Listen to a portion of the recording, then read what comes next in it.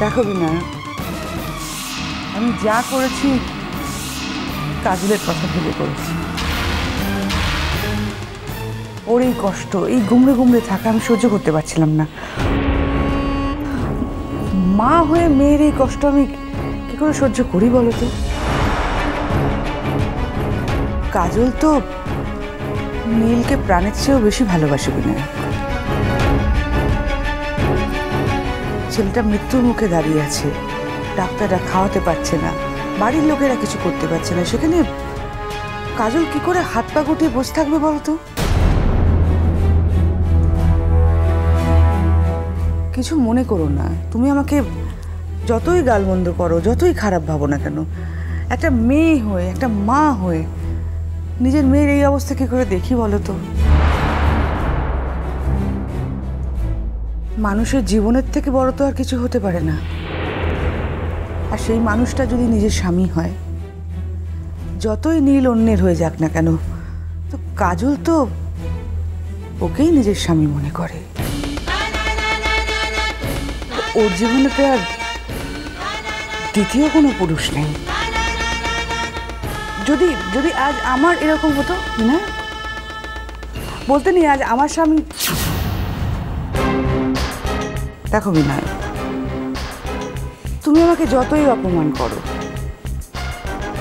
যত শাস্তি দাও, আমি মাথা পেতে নেব। কিন্তু একটা কথা আমি বলবো, আজ আমি কোনো ভুল করিনি। মাসিকে তোমরা কেউ কিচ্ছি কহ না বিনু মামু। মোর যাওয়ার ইচ্ছা হয়েছিল, তাই মো গেছিলাম। আমার যদি ইচ্ছে না থাকতো তাহলে আমাকে কেউ নিয়ে যেতে পারতো না। থামো কাজল, তুমি থামো, চুপ করো। হ্যাঁ, তুমি এসবু নাটক বুঝবে না। হয়তো বিনয়কেরও এসবু নাটকের সামনে সত্য মিথ্যা গুলিয়ে যেতে পারে, কিন্তু এসবু নাটকে ভোলার লোক নেই।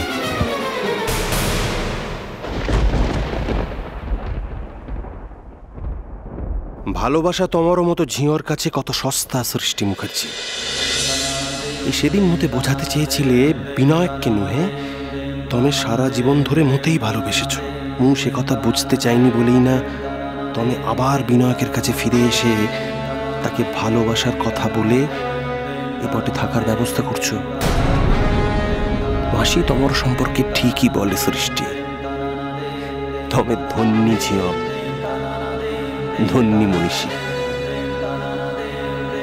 বিনায়ক,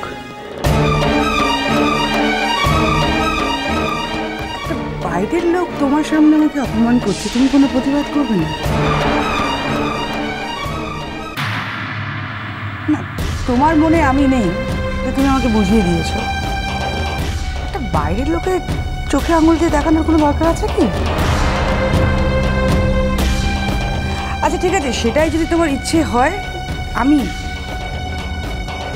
কোনো প্রতিবাদ করবো না। তোমার যা ইচ্ছে তাই করো।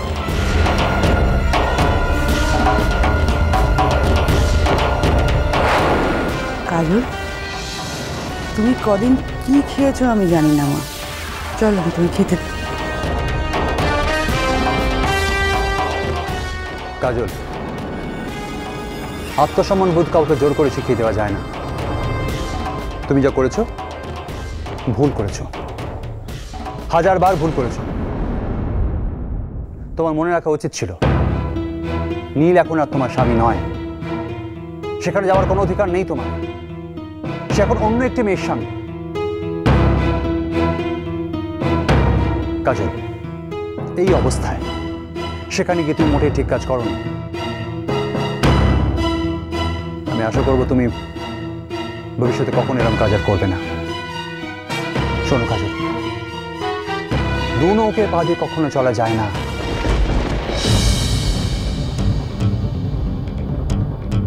যাও, মাসির সঙ্গে গিয়ে খেয়ে বিশ্রাম নাও, যাও। না না বিনোদ, না, কাজলকে এখান থেকে নিয়ে গিয়ে মোর পাকড়ে রাখবো। আজ ওর ইচ্ছের কোনো দামই দেব না, ও সে অধিকার হারিয়েছে। তা ও যদি যেতে না চায় মু ওকে জোর করে টেনে এখান থেকে নিয়ে যাব। মোর ধারণা এখানে থাকলে সৃষ্টি মুখার্জির সহায়তায় ওর চরম ক্ষতি হচ্ছে। হ্যাঁ বিনায়ক, দেখুন আপনি ব্যস্ত মানুষ, আপনার পক্ষে তো সব সময় কাজকর্ম ফেলে ওর কাছে পড়ে থাকা সম্ভব নয়। কাজল, তুই তুই চলে যাবি মা?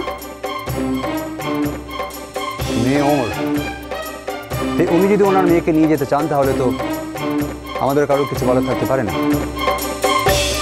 তবে হ্যাঁ, কাজলের মতামতে নিশ্চয়ই দাম আছে একটা। সে এখন বড় হয়েছে, সে এখন অ্যাডাল্ট, তাই তার মত জানারও জরুরি। কাজল চলে গেলে আমি কি করে থাকবো বিনায়ক? তুমি আমার সাথে ভালো করে কথা বলো না। আমার নাচের স্কুল বন্ধ। আমি কাজল আমার নিজের মেয়ের সাথে সম্পর্ক ছিন্ন করেছি তোর উপর অন্যায় করেছি বলে। তুই তুই এখানে থাকলে নাচের জগতের সঙ্গে আমার আমার ছোঁয়াটা থাকবে রে, আমি তাকে ছুঁয়ে থাকতে পারবো। তুই চলে গেলে আমি বাড়ির মধ্যে দম বন্ধ হয়ে মারা যাবো রে মা।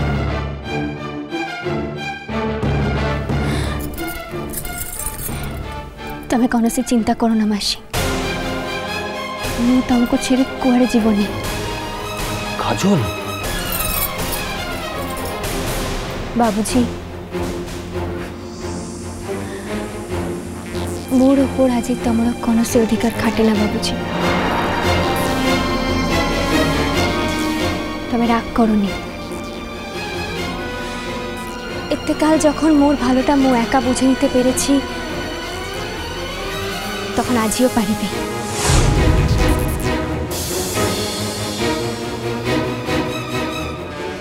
ভুল সবু লোক করে বাবুজি। গোটে দিন তমেও করিথিলা, মোর মাসিও ভুল করেছে। আজি যদি মু তম পাখড়ে ফিরে যাই, তাহলে মোর মাসি কৌনসি দোষ করলো গো?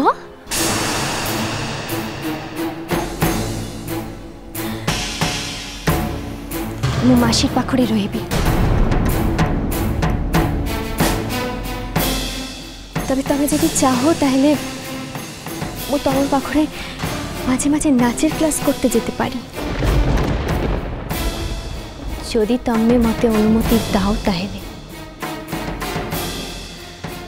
কাজল, তুই আবার নতুন করে গোটে ভুলের ফাঁদে পা দিচ্ছিস কাজল।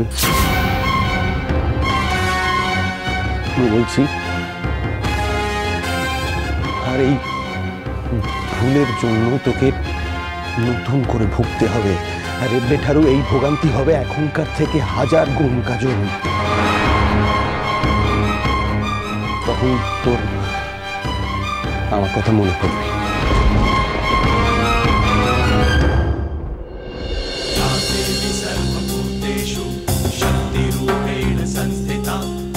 এই মহিলা তোর জীবন শেষ করে দিয়ে ছাড়বে।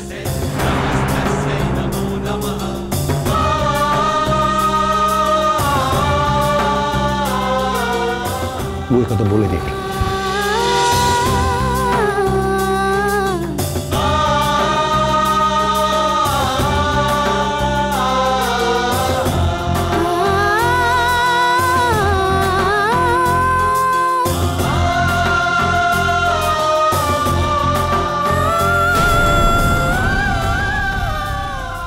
নীল, কাল কিন্তু অপারেশনটা করাতেই হবে।